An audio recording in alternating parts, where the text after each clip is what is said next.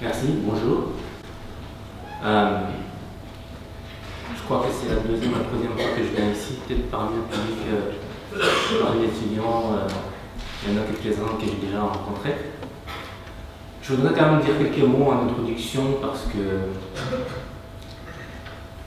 c'est pas un sujet facile, mais je suis scandalisé de voir que pour un événement pareil, où surtout un tel monde qui est centré sur le témoignage, d'être accueilli par des propos d'agressivité. Je peux vous dire un mot sur ce point. Je suis là depuis ce matin et je vous redonne la parole pour revenir au fait. Depuis ce matin, je suis arrivé à 9h et j'ai voulu tout écouter. Et je vois bien la tentative. Pardonnez-moi, mais j'ai fait du journalisme politique pendant assez longtemps. La tentative de certains, je ne mettrai pas ce mot au pluriel, pour faire tout simplement diversion. Voilà. Et pour transformer cet échange, ces rencontres sur un génocide, dire le génocide, pour le transformer en débat entre Européens, entre Français, et pour oublier en quelque sorte le thème central de ce génocide, pour vous priver en quelque sorte de parole et pour vous voler la parole. Donc en tant que modérateur de cette table ronde, je ne le permettrai pas. Je vous redonne la parole. Non, mais sur ce point, je veux juste ajouter que l'une des choses qui me faisait hésiter à venir, c'est aussi ça, c'est que je l'ai fait pendant des années de témoigner, et ça me coûte. Et je me suis rendu compte que, au fond, tout ça finit par à peu près nous échapper. Nos vies nous ont échappé, nos morts nous ont échappé et notre mémoire nous échappe. Il y a un de mes compatriotes qui venait me demander pourquoi est-ce qu'on ne vient pas. Alors moi j'ai des enfants qui sont petits donc j'ai une excuse, mais la première excuse c'est que vraiment le reste de ce qui nous reste, juste laissez-nous le garder intact. Et c'est pas que pour le monsieur qui parlait là, c'est aussi sur tout plein de dossiers de politique, de tout ce qu'on veut.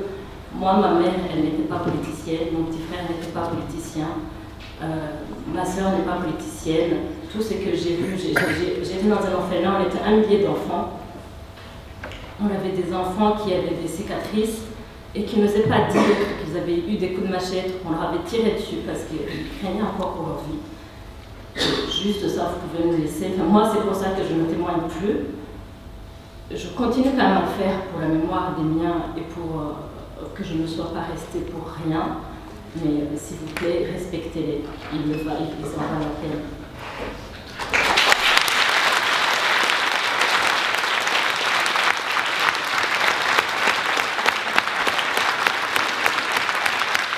Chaque chose à son temps. Les responsabilités de la France et les responsabilités des Rwandais, du gouvernement rwandais, on en parle, mais chaque chose à son temps. Aujourd'hui, on a souhaité quand même tourner la discussion et le débat sur l'événement lui-même. Et c'est important que l'événement ne soit pas occulté par les bourreaux et par les responsables. C'est important de parler de l'événement lui-même. Et je trouve scandaleux de nous prendre à partie, nous les victimes, parce que bon, moi je me suis fait adresser par un monsieur à qui j'essaie d'expliquer que chaque chose a son temps, les responsabilités ont leur moment. On fait des conférences, on a fait une conférence vendredi dernier à Sciences Po sur la justice et la vérité.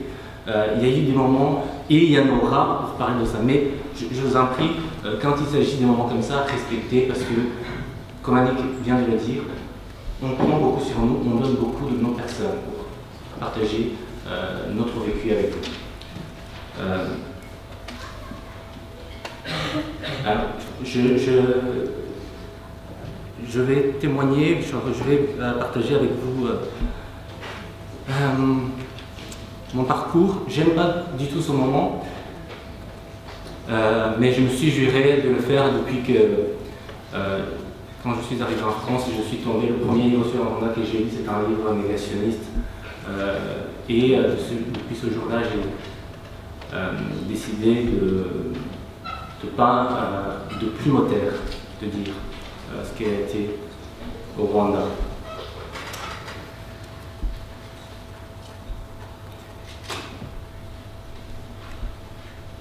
Annick a dit une chose qu'elle ne savait pas qu'elle avait vécu un génocide. On n'a pas tout à fait le même parcours dans le génocide. Évidemment, il y a cette histoire collective qui est la nôtre, mais aussi il y a des histoires individuelles. Moi, j'étais à Kigali, j'étais dans la capitale du Rwanda, elle était dans le sud du pays. Et surtout, elle a quitté le Rwanda bien tôt après le génocide. Moi, j'ai vécu au Rwanda longtemps et je ne suis arrivé en France qu'en 2001. Et il est vrai que pendant le moment du génocide, lors de notre traque, de notre mise à mort, on voyait bien évidemment qu'on tuait nos familles, on nous tuait parce qu'on était Tutsis, mais on n'avait pas les mots pour eux. Enfin, on n'imaginait pas ce que c'était. On ne savait pas ce qu'on était en train de vivre. Je voyais que j'étais resté seul, qu'elle était seule et que la mort était une seconde après seconde. Mais je ne savais pas à ce moment précis du génocide que c'était ça. Le mot même génocide de famille. Et pourtant, Alain, le pressentiez. Avant même ce massacre de Kigali, auquel vous avez assisté dans une église, il y a eu des signaux comme ça pour vous, et même des menaces à votre rencontre proférées par des voisins. Et on note bien à travers ce que vous avez raconté sur un point très précis, le caractère méthodique et prémédité de ce génocide. On vous avait menacé, et vous n'aviez même pas 15 ans. Voilà. Donc, ça me permet de revenir un petit peu avant, quelques années avant le génocide. Il faut savoir qu'au Rwanda, il y avait une politique de discrimination. Nous, on a grandi avec ça, je pense que tu pourras me confirmer. On a grandi avec ça. Dans les écoles où on allait, il y avait des registres d'écoles qui étaient tenus par les enseignants, et sur les registres d'écoles, devant chaque nom, c'était marqué, il y avait une mention ethnique. Et lors de classe, les enseignants faisaient appel et ils demandaient aux petits de se lever et aux tout de se lever. Ça a été ça depuis toute ma scolarisation. Et ces appels en classe étaient suivis d'humiliation par les autres gamins, enfin, de notre âge, qui rigolaient après que les Tutsis soient levés. Et pendant les récréations, on demandait à nos amis, aux autres enfants autour, pourquoi ils rigolent quand on nous demande de nous lever. Alors ils nous expliquaient qu'on était des cafards, qu'on était des serpents. Alors les cafards, c'était le nom d'animalisation qui était donné aux Tutsis, surtout essentiellement pendant les années 90. Ça a toujours été le cas depuis les pogroms de 59, mais ça s'est accentué pendant la guerre de 90. Et en 93, j'étais 90-93, j'étais à l'école secondaire, ce qui est l'équivalent de, je ne peux pas le comparer au système scolaire en France, mais on a un premier cycle de 6 ans de l'école primaire, ensuite un second cycle de 6 ans de l'école secondaire. Donc moi j'ai fait mon école secondaire dans une école catholique et j'étais à l'internat. Et un jour, lors de la promenade, on passe sur un marché local et un paysan autour qui allait acheter de la viande demande au commerçant de lui avancer de la viande, de lui vendre la viande en gros à crédit et qu'il va lui rembourser cette viande en nature le jour où on va tuer les Tutsis. Déjà, à cette époque-là, il y avait des propos comme ça qui s'exprimaient librement dans le public. On était là, enfin, c'était sur un marché, vous vous rendez compte. À Kigali, dans mon quartier, mes parents m'avaient envoyé acheter, je sais plus, ils m'ont envoyé en tout cas chez le commerçant acheter quelque chose. Et puis, le voisin, le commerçant, me dit clairement, là on était en 93, il me dit si demain on nous demandait de commencer, je commencerai par toi. Et là, je lui dis, mais je ne comprends pas, enfin, explique-moi. Alors, il faut quand même rappeler qu'à cette époque-là, 93, il y avait tout le climat, toute la propagande de la haine dans les journaux, dans les médias, dans Kangura, sur la radio, la RTLM, qui stigmatisait les Tutsis, qui appelait à la haine aux Tutsis. Évidemment qu'il y avait cette ambiance de la haine. Et là, il me sort ça, donc je lui dis, mais explique-moi. C'est quelqu'un, on laisse approvisionner là-bas tous les jours. Et il me dit, mais non, enfin, ne fais pas semblant de ne pas comprendre, tu es bien un Tutsi. Il m'a dit, tu es bien un Umunyiginya. Umunyiginya, c'est un des clans des Tutsis. C'est un clan rwandais, en tout cas connu pour être un clan Tutsi. Il me dit, tu es un Umunyiginya, demain, si on me demande de commencer, je commencerai par toi. Et donc là, je rentre chez moi, je n'aime pas parler aux parents. Et c'est vrai que les signes d'avant-coureur étaient là. C'était dans les mots de nos voisins au quotidien, c'était aussi dans les journaux. En quelques mots, parce que je donnerai ensuite la parole à nos deux confrères et ensuite à vous, pour poser des questions aux quatre intervenants. Que s'est-il passé là? On a vu ce qui s'est passé en province. Et Annick a très bien dit qu'elle ne savait pas ce qui se passait ailleurs. À Kigali, que s'est-il passé au début de ce mois d'avril 1994? Qu'est-ce que vous avez vu? Alors, je ne pourrais pas vous dire tout ce qui s'est passé à Kigali, mais je peux vous parler de mon parcours en moi. C'est que le lendemain de l'attentat, moi et ma famille, on quitte le quartier avec des amis voisins. Donc, parmi nos voisins, il y avait un voisin qui avait un ami militaire qui était bien placé dans l'armée rwandaise, dans le Taïwan, là. Et quand les attaques à la grenade ont commencé, il a passé un coup de fil. Donc, au 7 avril, là on est au 7 avril le matin.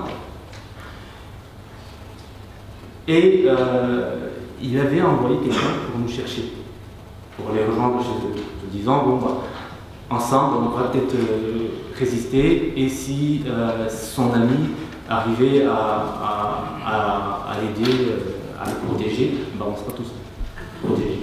Donc ce matin, les téléphones marchaient encore, on était pris, et une fois arrivés chez eux, les attaques à la grenade ont continué.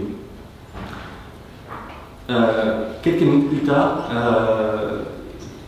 il est appelé, donc le voisin, il est appelé à sortir de la maison puisque les militaires le demandaient. Donc lui, il a cru que c'était son ami qui avait envoyé des militaires pour l'aider, pour nous protéger. Et ce qu'il nous a raconté par la suite, en fait, c'est qu'il y a des gendarmes qui sont venus pour nous tuer. Et il a eu de la chance, à ce moment précis, son ami a envoyé des militaires pour nous évacuer du quartier. Mais il était déjà mis à tabac, et ensuite ils l'ont laissé retourner dans la maison. Les gendarmes, parce qu'il y avait une partie des gendarmes qui venaient nous sauver, et une partie donc, des gendarmes qui venaient nous tuer. Et ils nous ont dit, est-ce que vous avez un endroit où vous voulez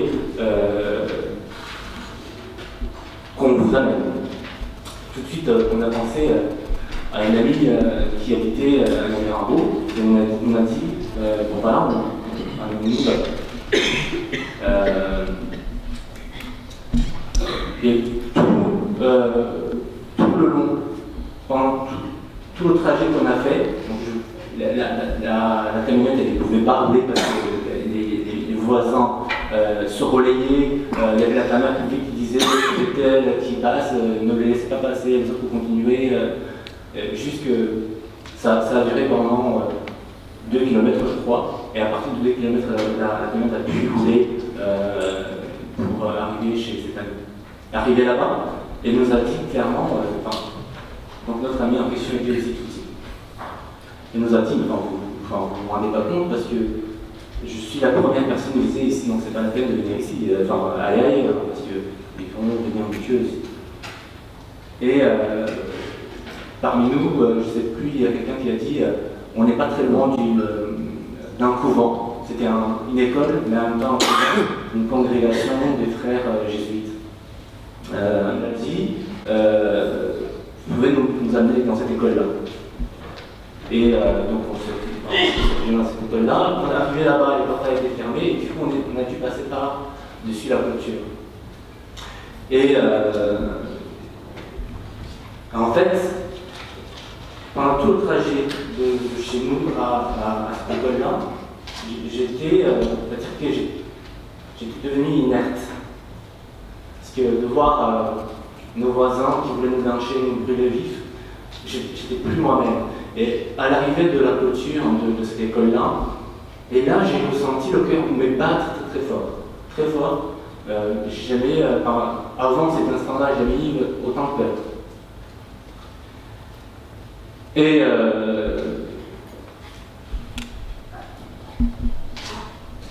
donc on est passé par-dessus la clôture, les plus grands nous jetaient par-dessus, parce qu'il y avait des barrières déjà qui commençaient à s'ériger dans la rue principale en face. On était devant, pour ceux qui connaissent un peu le Rwanda, pour les Rwandais notamment qui sont dans la salle, c'était devant la station-service qui s'appelait RT. Pas très loin du groupe scolaire Septembre. Et donc il y avait déjà des miliciens, des militaires qui avaient érigé les barrières et qui étaient pour l'instant préoccupés par piller les magasins. Et arrivé dans l'école, il y avait déjà en fait des personnes qui s'étaient réfugiées dans cette école-là. Depuis les massacres de Benyamilambo, c'était essentiellement Benyamilambo du quartier en tout cas qui environnait l'école en question, parce qu'en 93, fin 93, je crois si le mémoire est bonne, il y avait eu déjà un responsable d'un parti politique extrémiste. Et à partir de ce moment-là, ils avaient déjà commencé à tuer les Tutsis de ce quartier. Donc je pense que... Vous allez revenir de toute façon. Voilà. Donc, on est resté une journée à cette école-là, et le jour suivant, vers 15h, les miliciens, accompagnés des militaires, ont attaqué l'école, et ils ont tué tout le monde. Sur le coup, je ne savais pas combien de personnes il y avait, mais j'ai appris que le nombre de personnes qui sont tombées dans cette école-là, il y en avait 2000 personnes. Donc, moi, j'ai survécu moi-même, j'avais reçu des coups de machette. Et ce qui m'a sauvé en partie, c'est que lors du massacre, il y a des cadavres qui sont tombés sur moi. Et par la suite, la Croix-Rouge, parce qu'on était au 8 avril, la Croix-Rouge pouvait encore sauver, même ça s'est continué, mais très peu dans les jours qui ont suivi, venir sur les lieux de massacre pour voir s'il y a des gens qui étaient encore vivants pour nous amener à l'hôpital. Donc je m'arrête là, peut-être qu'il y aura... Merci Alain, il y aura évidemment